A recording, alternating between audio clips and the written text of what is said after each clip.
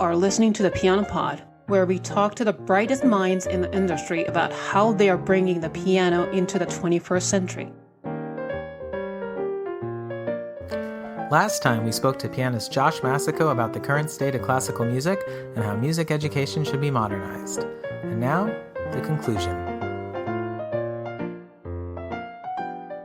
I don't think the world needs another professional musician. I think we already have a lot of those, right? I'm interested in making and this sounds so stupid and idealistic, but like I think being a musical person and being a musician, we've compartmentalized it in a way that's really unhealthy in our society, the way we've compartmentalized so many other things, right? Like no one knows how to cook a meal without a recipe. No one knows how to fix a broken pipe. We just call someone to do that, right? So I don't have to learn how to make music. Like making music is something we have done fundamentally before we had the ability to speak, right? And in our first moments on this earth, it's something that connects us to other human beings. And oftentimes in our last moments on earth, it's something that connects us. It's deeply elemental to who we are as people. And again, I know that seems so like highfalutin, but it's not, right? So in the context of that understanding, I don't really give a shit if they're serious classical pianists. You know what I mean? Like, if they are, and I have students who are as middle school students and high school students, I'm like, great, I know how to do that, and I'm really into developing that skill. But if they want to play good music and they have, 2 hours a week to devote to practicing, I mean, I have weeks where that's what I have to devote to practicing, and I'm like a crazy practicer. Like I love, like if you leave me alone, I will just do that all the time, But I can't always because life, right? Exactly. And so I'm interested in cultivating my students' ability to not just to consume, but to communicate as musicians. And I take that word really seriously. I think it's a word that we throw around, right? Like I'm a musician. I'm like, well, what does it mean to be a musician, right? And that kind of gets Eric to the conversation that we were having. Also about academically, what does it mean to have musical training, to get a degree as a musician, to get credentialed as a musician? I would argue that I don't have the answers, but I look at models, right? So there are classical musicians and jazz musicians and pop musicians and blues musicians that I, have emulated when I was a kid and that I aspire to sound like. I mean, that's what you do, right? You listen to Glenn Gould and you go, how the hell is he doing that, right? Like, how is he making a sound that is so completely him and doesn't sound like anyone else, right? What are his tricks? What's happening in his brain, It's not genius. He's making decisions, I hate that word genius or talent. Those are words that just like, oh God, like every time we have a meeting, people or have a concert and people are like, oh, our music faculty is so talented. I'm like, no, we're not. We work hard at this. We don't talk about your talented, biology professors. It's a completely ridiculous word. I remember listening to, I had Preludes and Fugues, Glenn Gould, one of the records or two of the records that my family had. And I remember listening to that, and I learned, I don't know, probably half a dozen of those preludes as a kid by just listening to Glenn Gould, and like what an amazing model of musicianship to listen to. So the long-winded point I was going to make is when I look at those people, or I look at composers, like I just adore Chopin. I completely adore Poulenc and Ravel, and these are all musicians that prioritized the same set of skills that B.B. King prioritizes, the same set of skills that Bill Evans prioritizes, right? They prioritizing creating a truly unique and individualized sound, right? As an instrumentalist, as a singer, as a composer. They work hard to do that, and they learn how to do that by emulating the sounds of others. So those are things that all of those people did. And I feel like we've gotten really far away from that. We've my one of my jazz colleagues calls it bigger, louder, faster, right? Like at some point, classical musicians decided that bigger, louder, faster is the way they wanted to go, right? I can play this piece bigger, louder, and faster than you. But like, do you actually have something really unique and new to say about it? Why are you playing a cadenza that's 200 years old? Like there are all of these things that are happening, and we're like, no one's sort of fundamentally asking the question of like, well, why have we gotten so far away from that?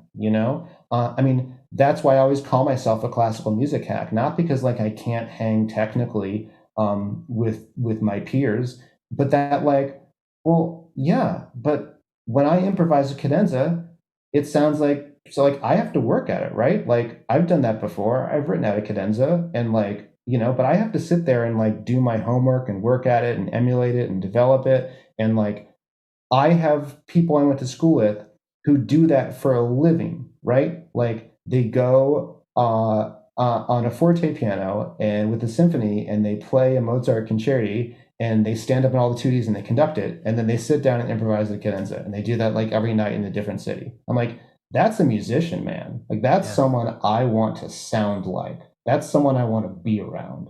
And that drive, I think to gravitate towards that excellence, no matter what your genre, no matter what your passion, and also to see like how do you not listen to Bill Evans at Town Hall and be like, just moved to complete tears about what he's doing at his instrument, to hear the simplest idea. I mean, if you've ever tried to sit down with your left hand and play Bill Evans voicings, like you'll sob. It's ridiculous. He has a complete tonal language that's all his own, that is completely a lineage from Debussy and Ravel to Bill Evans, right? And why aren't classical musicians learning Bill Evans transcriptions? Makes you objectively a better pianist, So there are these things where I think that's kind of where the fire needs to go, and I have faith that if that's what we're chasing, right? Like if we're chasing, here are people who are great at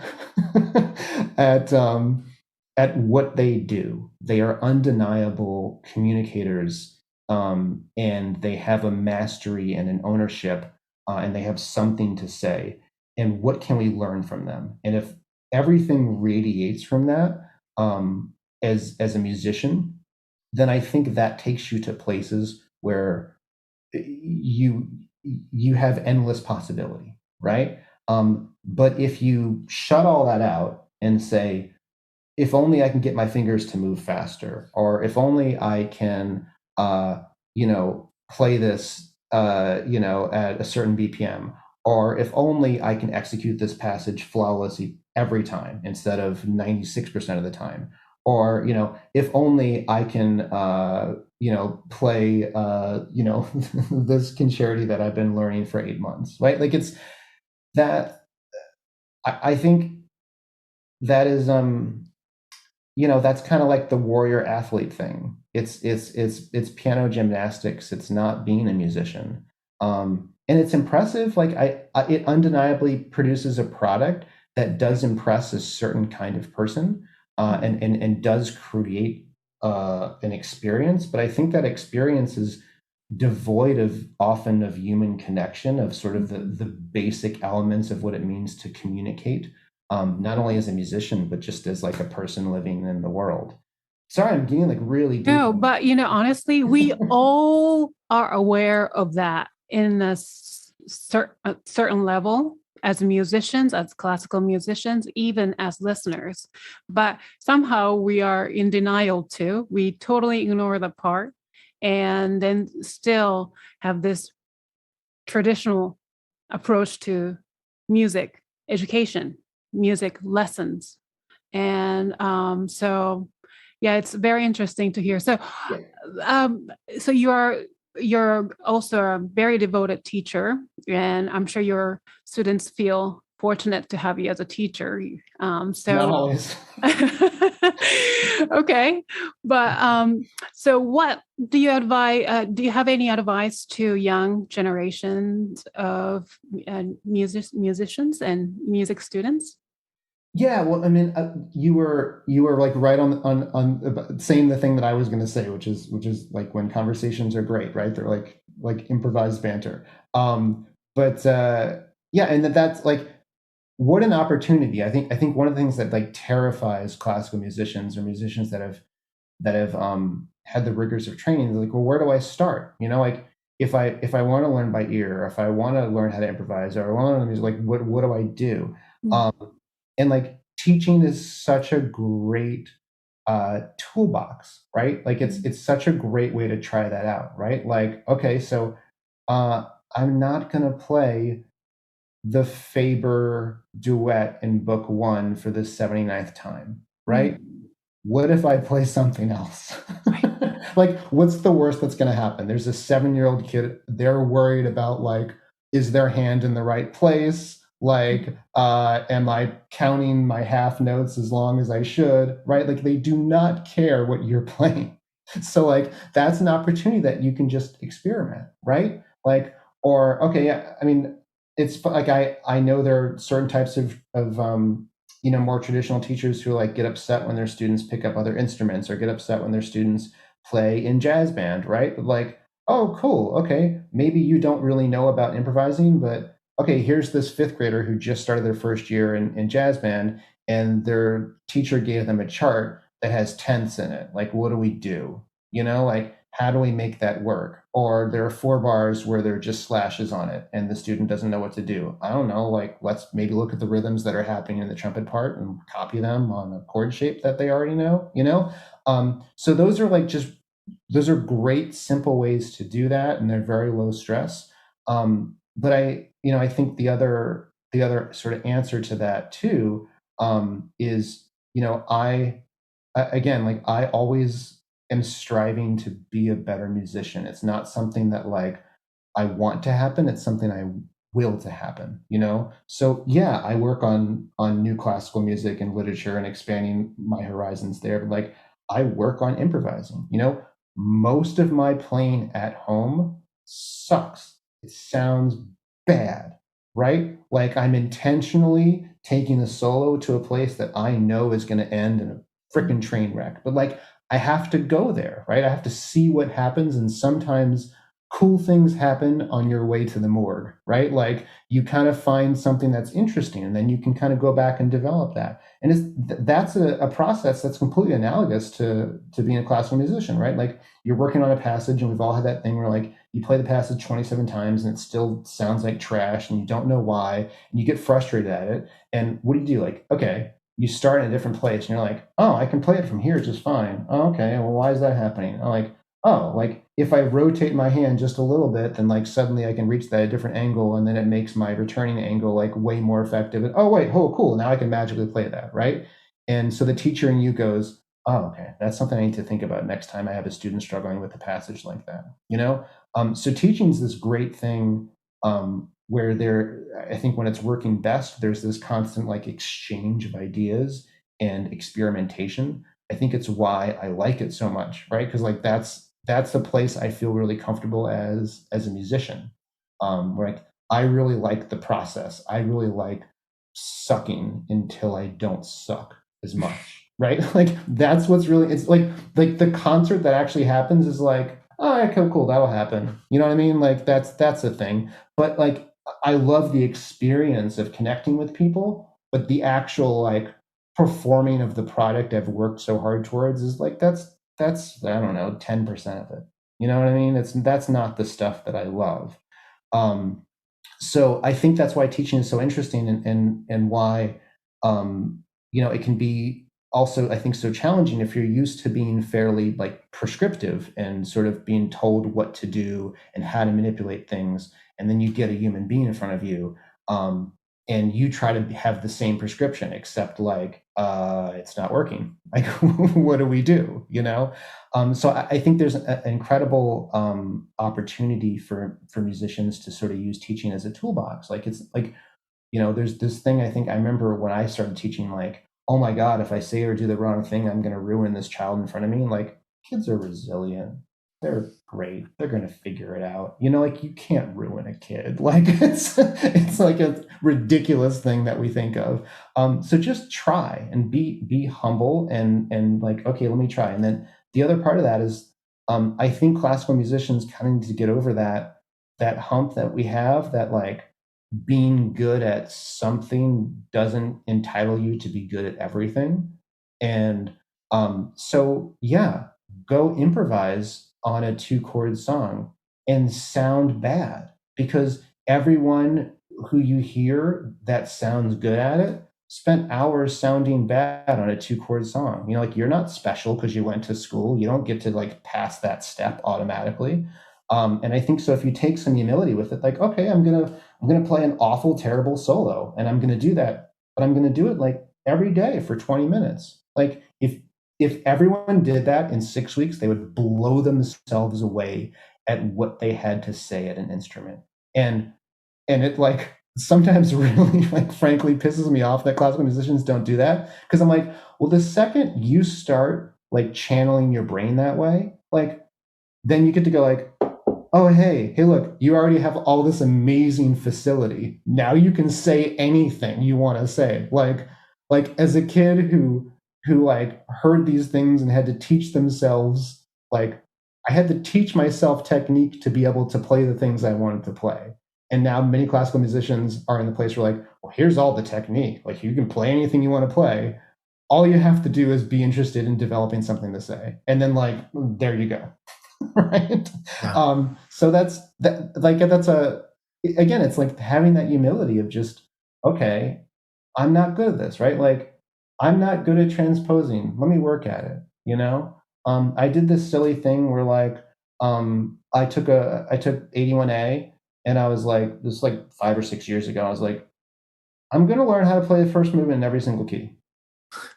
Like, I should be able to do that.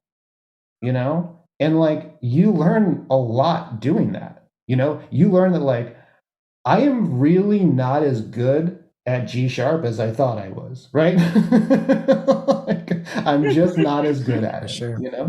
And then you also learn some amazing things about the timbre of your instrument, like, which why Chopin's writing this nocturne in C minor and not in C sharp minor, but like, you kind of take it for granted, and you start playing things and you're like, oh, that B section sounds friggin' awful in this key, right? It's like tinny and it doesn't connect, and like, oh, okay, so like key really matters. And then your brain goes, oh, so like when they modulate, they're really thinking not just about like, I hate that about theory. They're like, well, everyone got bored about moving to the 5 chord, and now we're going to move to the 3 chord, right? Like, no, they're thinking about it as creatives. Like, I want to make this feeling, I want this harmony to cut and hit in a way that just like interrupts you or catches you off guard. And this is the key it has to happen in, not like, and then they work backwards. Okay, how the heck do I get to this key? Okay, cool. I'm going to take this theme and like turn it upside down, and then we'll do a sequence, and then okay, boom, we're there.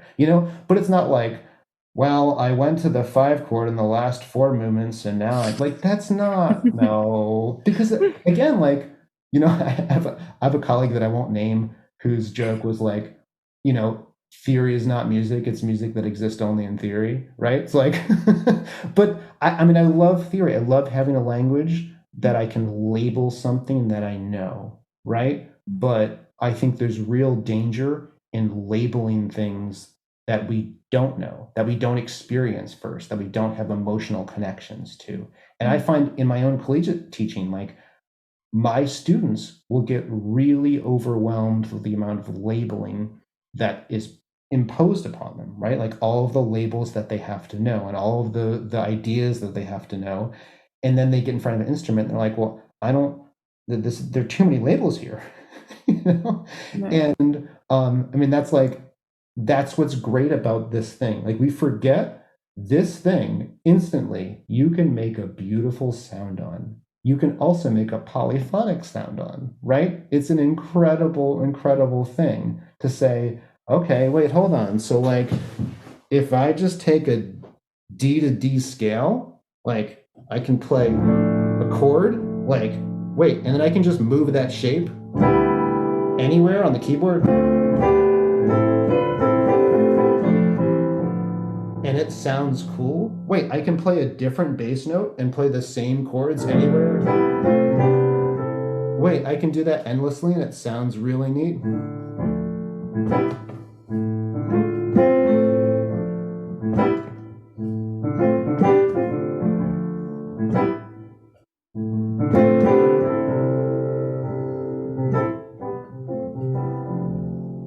Right? And I can develop ideas and themes.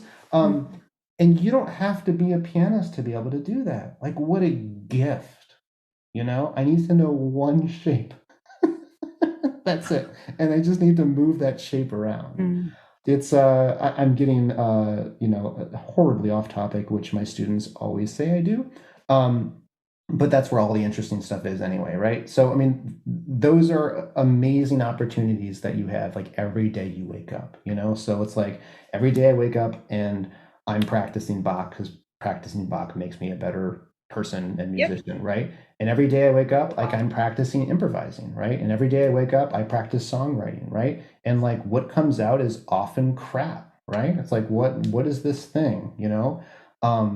But every now and then something really cool happens, you know? I find like, I try to go to my instrument early in the morning and late at night because I find that's when I'm less judgmental of myself, you know? Like there's certain things I'll sit down and play or certain things I'll sit down and sing that just feel right and feel comfortable.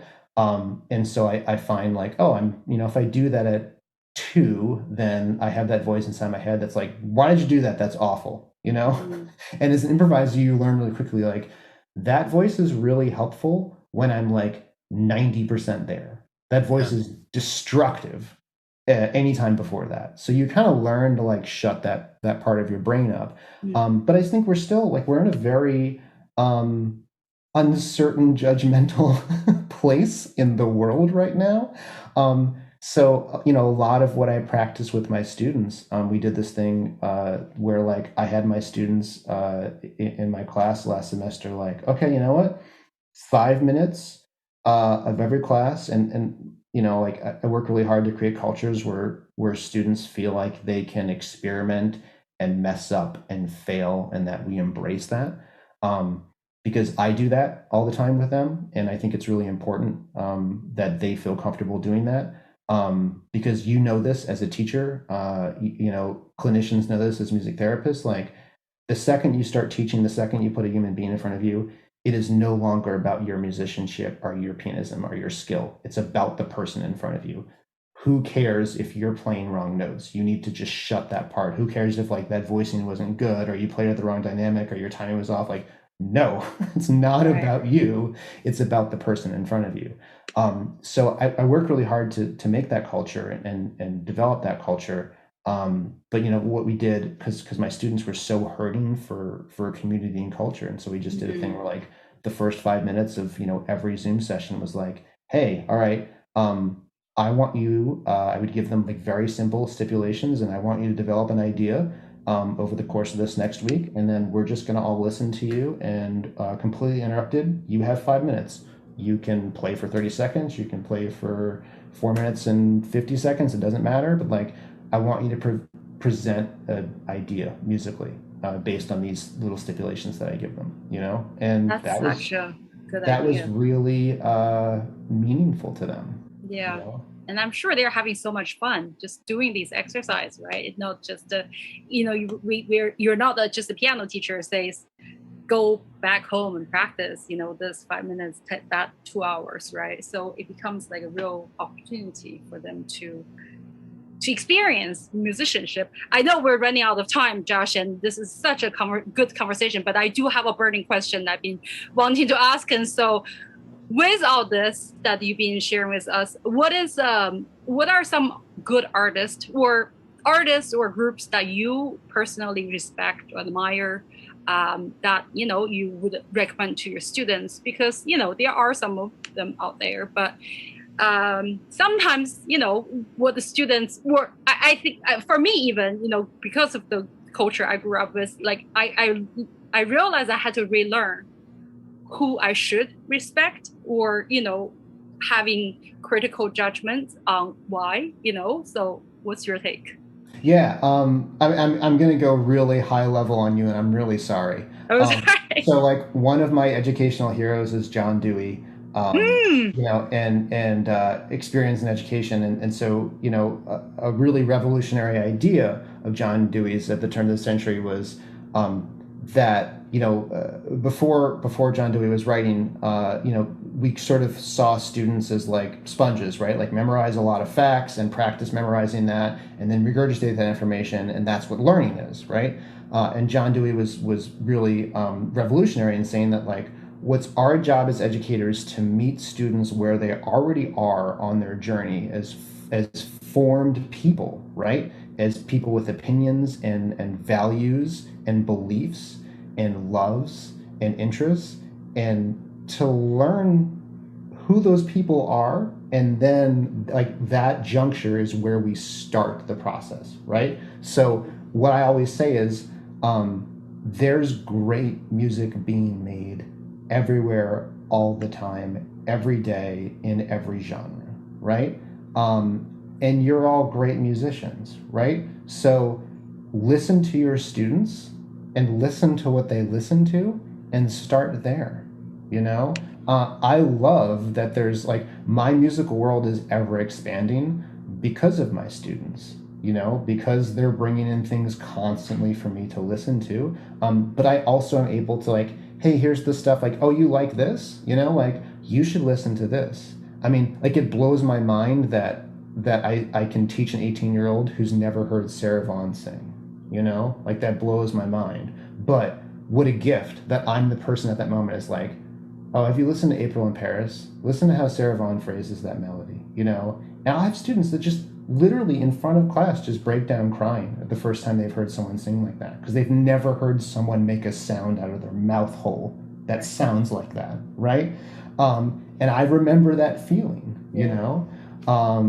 And so, yeah, I mean, I think that that's where I would start. I would start from a place where your students, I mean, like the joke I always make with my students is like, what I would probably commit all kinds of illegal acts to have access to the technology that my students have, right? Like when I was a kid and I heard a song, like I had to go back and like move the needle and listen to it again, or I had to go to the library. Like you can go on YouTube and listen to like this same artist perform their song 8 different ways and then listen to 30 covers of it, right? Like there's a plugin on Chrome that will connect to Spotify or to YouTube that will transpose any recording so that you can play along to it in a different key. And it'll also, like, you can set up a loop. Like, okay, here's the 15 seconds I want to hear, and I want to hear it up a whole step, and I want to hear it endlessly. Like, like, I would be a ridiculously better musician if I had access to that kind of technology. So I always tell my students, I'm like, just go down the YouTube rabbit hole. Like, just do that, because like that will change your life. I mean, it really, really will. So I know that's not like giving specific artists, but it's like right next to you is 6 long wooden boxes of LPs, and they're loosely sorted by genre, but like I listen to everything, Wow. So my musical taste, like chances are my students always like make fun of me because they'll like mention some song and I'll just start playing it and they're like, oh, Massicot, you know the songs. I'm like, well, no, it's just like something happens in your brain when you've learned and sang thousands of songs where like you hear another song, you hear a new song and you're like, your brain just kind of subconsciously goes, oh, it's like that other song I know. And then like you just start making those kind of assumptions, which makes music really cool, because then like you'll get halfway through the chorus and you're like, oh cool, they go to like, they go to flat 7 here, that's weird. Like you just you start to hear those little things, or you start to hear like, my wife's like a beautiful singer and she grew up listening to Joan Baez and Emmylou Harris, right? So if like you listen to how Emmylou Harris sings a harmony part, and like you can kind of follow along, and then like 7 notes into it, you're like, she's singing a major second with the melody. Like, who would choose that note? And it's like transcendent. It sounds amazing, and it makes her harmony part sound different than anyone else's harmony part, you know? So you just hear these little things and your ear kind of goes, oh, cool. You know, like I grew up listening to Randy Newman, you know, like go listen to a Randy Newman strings chart on like one of his records from like the 70s or 80s. Like, I defy you to hear, like, there's a reason he writes Disney music now, right? Like, no one can score a strings chart better than Randy Newman. Like, no class, like I haven't heard a modern classical composer like score something with that level of intent and artistry. Like, it's exceptional. If you really sit down there and listen to it, you're like, oh, this is a perfect chart. It's there's you couldn't do this better. Or like Nelson Riddle, right? Listen to those Sinatra arrangements and like listen to Nelson Riddle's scoring. You're like, oh, this is perfect. Like, no, I can't do any better than this. Like, Right. you know. So that's I know, again, like a really long answer to your question, but that's kind of where I start. I have music personally Amazing. that I love, and that, you know, has been the soundtrack of my life. Like, I'm doing this Jackson Brown show, and you know, I remember hearing "Late for the Sky" when I was 7 years old, and like the first time, you know, that piano lick comes in.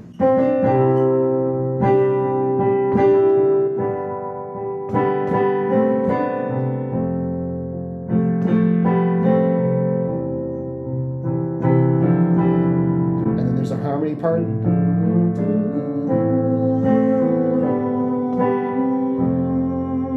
It's a Hammond organ, and the rotary goes on, right? Like, you have all this whole thing that is like there's a song that just transports you. Ken Bruscia, who is my publisher for my book, has this great eloquent thing, and I'm going to butcher it completely, where, you know, he says that songs are the soundtracks to our lives, you know, and as we age, that soundtrack changes, and it takes on different meaning. And the whole point of what he was saying, and I take this as a performer, but also as a teacher really seriously, that, you know, like, at any point, a song that you're performing or that you're working on could be the song or the piece that is the most meaningful piece of music for another human being. And like, what an awesome, intimate, deeply meaningful responsibility to be in this position as a musician, where like, I can be part of the moment that transports someone 40 years ago, right? To like the first concert they ever went to as a 19-year-old, or the first kiss they had in the back of their parents' car. Like, music can do that to us in a way that like poetry and literature can't quite, you know? And that's why I'm a musician. You know, like, Yeah. that's why I made really stupid life decisions to do this thing. So, because I can't, like, I can't. Well, that's almost like a perfect answer, really. Yeah, you know? Yeah. So You're in thank you good so company. much. We all did the same thing. That's Yeah, right. I try to take that seriously. Is the sort of like little Yeah. thing that I think about all the time. Well, in the end, we're responsible of building their curiosity, right, as a teachers, and that, you know, they can be as good as a machine, really. But if there's no curiosity, it's just never going to flourish, right? So, rapid fire. You ready for rapid fire questions? All right. The key is short, one word answers whenever possible. I know that's your forte. So first question, number one, what is your comfort food? Red beans and rice. Nice. Number two, cats or dogs? Cats. What is your word or words to live by?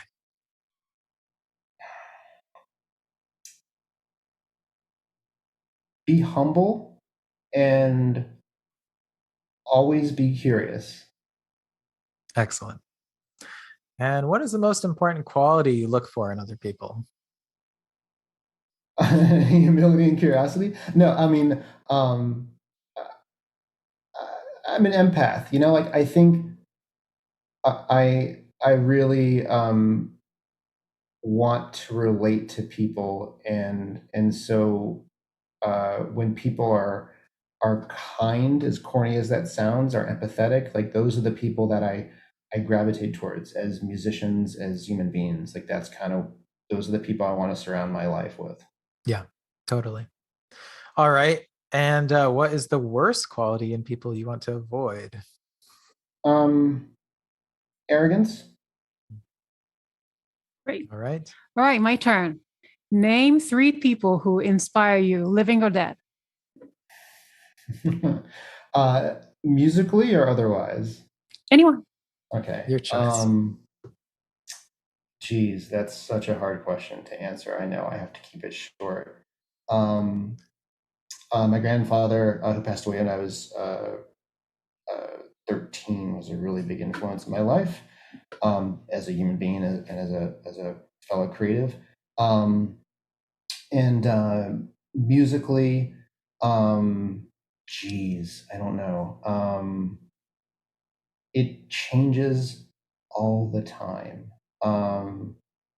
So I'm gonna totally cop out and not mention musicians, and mention my wife. She's number 2. Though she is a musician. She is a musician. It all counts. She's the reason I'm not adrift at sea most of the time. And I don't know, a third person. The very, very first recording I can ever remember hearing was the opening of Paul McCartney singing "You Never Give Me Your Money." It's like Paul McCartney's voice has always been like in my head as long as I can remember. Okay. So I don't know. He's another person that comes to mind right now. All right, great. All right, next question. Which historical figure or composer do you want to learn or take lessons from if she or he were alive?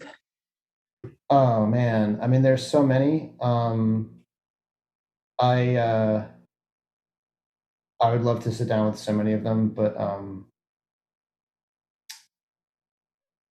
yeah, just to be on a fly on the wall of like as a keyboard player, like be a fly on the wall of listening to like what Chopin played in his parlor at night when he wasn't writing anything down. I would just give anything to just be sitting in that chair next to him.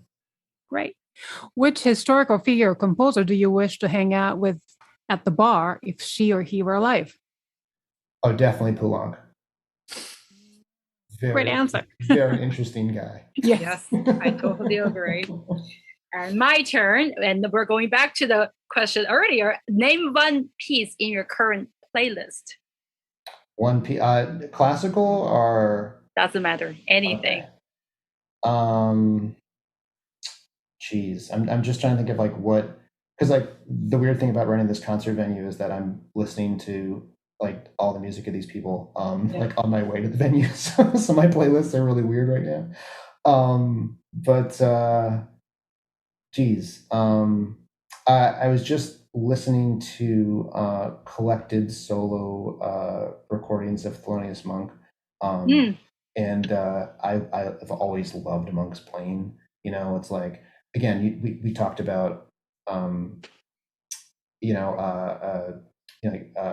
Glenn Gould having an ability to like make a sound that's unique on an instrument. And like, it took all these years to get to Monk being like, well, I want to play the note between E and E flat on the piano, but I can't. So I'm just going to play both of them. And that's a new note. Right. So like, exactly. Like, great. All right. Yeah. Got it. All right. That's great. And then now name a book title you're currently reading. I'm reading Kazuo Ishiguro's new novel, Clara and the Sun, and his writing's beautiful. It's a really beautiful book. Here, jot it down, and you get only one song or piece to listen to for the rest of your life. What is it? I cannot answer that question. I would lose my mind. Finally, an honest answer. Thank you. Everybody hates that one. That's right. Oh my goodness. No answer is the answer? Yeah, no, I think I would probably prefer silence to hearing the same song for the rest of my life. I couldn't do it. It's like that story about the Russian cosmonaut who there was like the ticking, like a repetitive ticking, and he had to hear the music and it already loses his mind, you know, like so. I don't think I could do that. Well, I give you easy one to end our questions, Nerys. Music is blank. Music is blank. What is On your the word? blank. Fill in the blank. Music is human. Wow. Ding, ding, ding, ding, ding. Ding, ding, ding. You win. You won. No gift, but you won. All right, Josh. Well, I'm afraid that's going to have to conclude this episode of the Piano Pod. Yeah, I'm sorry I completely derailed your very well lined up and pitched conversation about inherent challenges in conservatory training and sidetracked it completely. Well, that's okay. We'll just have you back to do that one again. But I think we hit on a lot of the issues. Yes. Anyway, as always with you, it's been a humbling and inspiring experience. This has been so much fun. Thank you for having me. Absolutely. And thank you, as always, to our audience for tuning in. For anyone who is interested, you can find Josh's textbook on functional piano at barcelonapublishers.com. And his band Stella Hill is on Bandcamp and all other online streaming platforms.